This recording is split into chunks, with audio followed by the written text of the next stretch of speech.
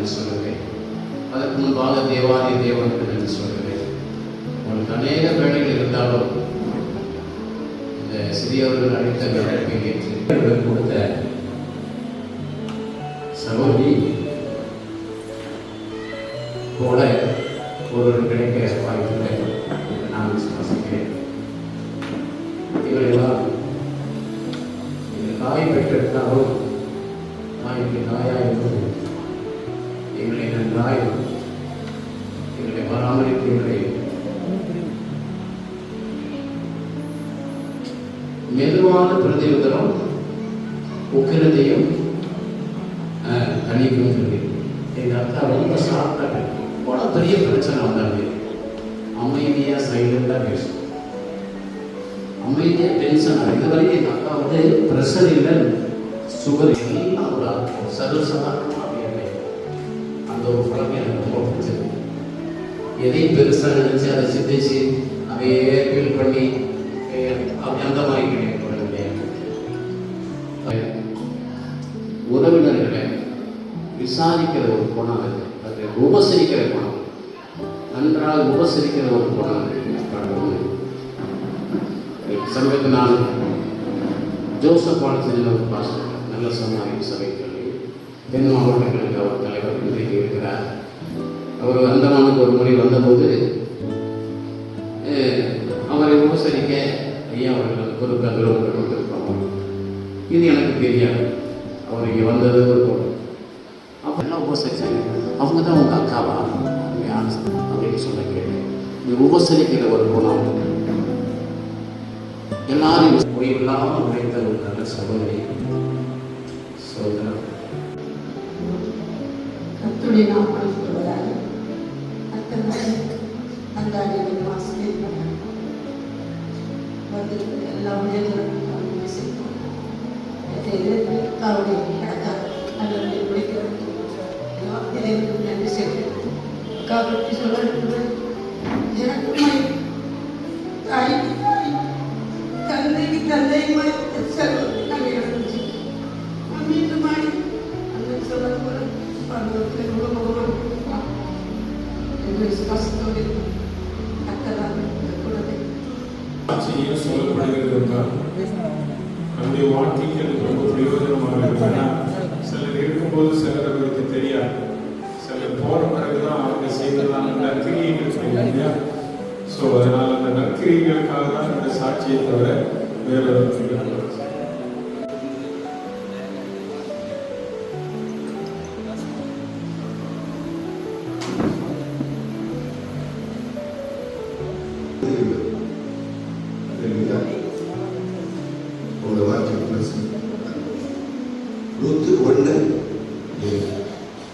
मेरे दीदी का जो जीवन के बारे में बोलना चाहे, बाइबल में एक मंत्र लिखा हुआ है, रुत का समझ के हिंदी तमिल नहीं जानने वालों को बताता हूँ। हालेलुया। लूका का पत्रिका पहला अध्याय 20 वचन इन्हें नाहोमी என்று சொல்றது மாரா என்று சொல்றது சர்வ வல்லவர் கசப்பை கட்டியிருந்தார். அல்லேலூயா, ஆமென். யாருக்கு எதுவும் சொன்னாலும் முதல்ல மாறின அது விஷயம். ஒரு வார்த்தை கசப்பாக நான் நாலு பேர் அம்மா இருக்கா அண்ணன் அக்கா 4 பேர் சொல்ல வச்ச காரணமே 4 பேரையும் பார்க்க தெரியாத தெரிஞ்சுக்கிறாங்க. ஆமென். தாய்க்கு தலைமுறை எங்களெல்லாம் பார்க்க வைக்கணும்னு சொல்லிட்டு அவங்கள ஸ்கூல் பக்கமே அம்மா கூட நுழைக்க இன்னைக்கு சொல்லிக்க அக்கா பிறப்பாடு அண்ணன் வரையும் ஒரு வாழ்க்கை கசப்பாகவே மாறி அதை ஊழியர்கள் 2 பேரும் சாட்சி. ஆரம்ப காலத்தில் 2 பேரும் பார்த்துருக்காங்க. 2 பேர் பக்கத்தில் இருக்கிறாங்க. கணவர் முதல் பிள்ளைகள் வரைக்கும் கஷ்டம்.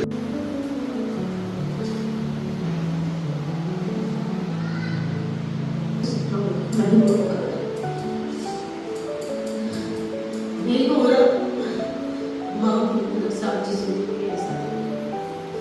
எந்த சாட்சி இலவசமான சாட்சி, ரொம்ப முக்கியமான சாட்சி.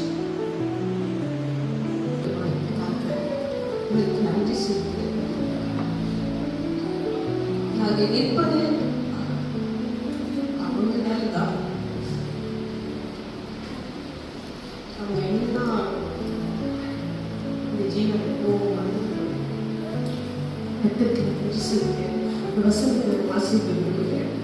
நீதிமொழிகள் 31:28.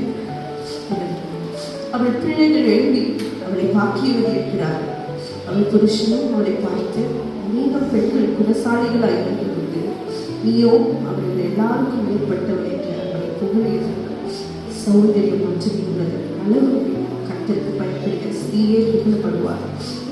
அவள் கைகளின் மலனை அவளுக்கு கொடுங்கள். அவளுடைய செய்திகள் ஆசிரியர். நான் என்னெல்லாம் சொல்லணும்னு நான் எழுதிட்டு இருந்தேன். ஆனால் அதெல்லாம் சொல்ல நேரம் பத்தாது. இருந்தாலும் சில காரியங்களை மாற்றம் நான் சொல்ல ஆசைப்படுகிறேன்.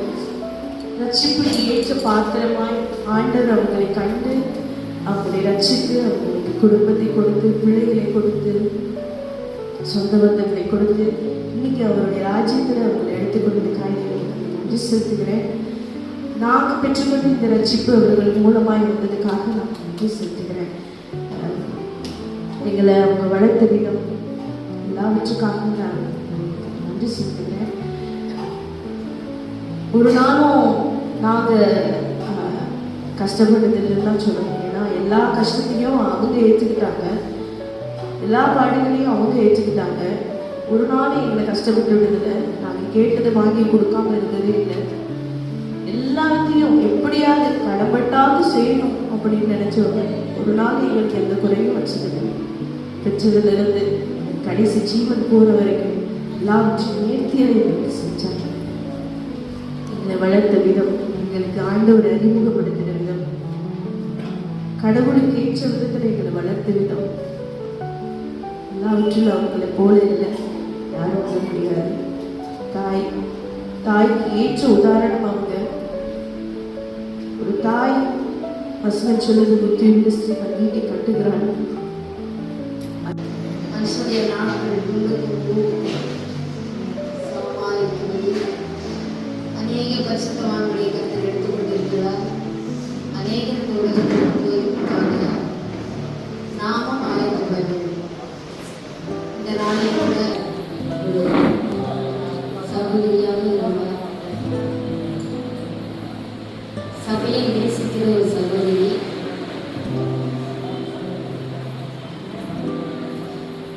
அவங்க குடும்பம்னா